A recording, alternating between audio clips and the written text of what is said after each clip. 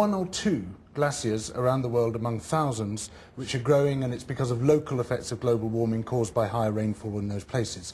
But worldwide, it's a picture of massive retreat, and all the scientific evidence shows this. When I tried to find out where David obtained this evidence, he pointed me to a website run by a convicted fraudster, a man who's received 15 years, a 15-year sentence for fraud.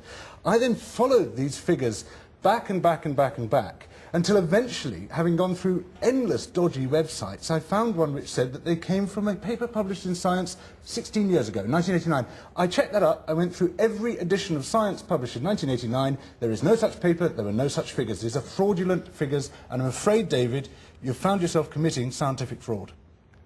Oh, really? Well, tell me, what is your... I believe in climate change, and I believe it's a completely natural process.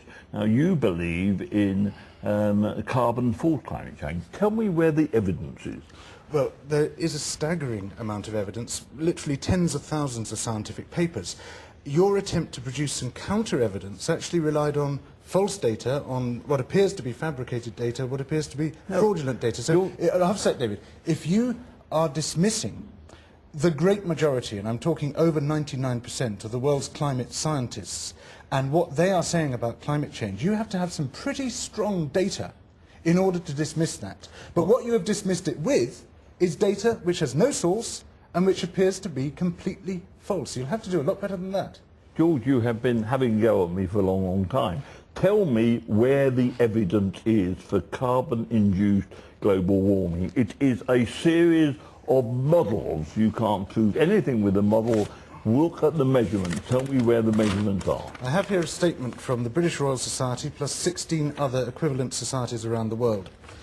Despite increasing consensus on the science underpinning predictions of global climate change, doubts have been expressed recently, I think they were talking about you, about the need to mitigate the risks posed by global climate change. We do not consider such doubts justified.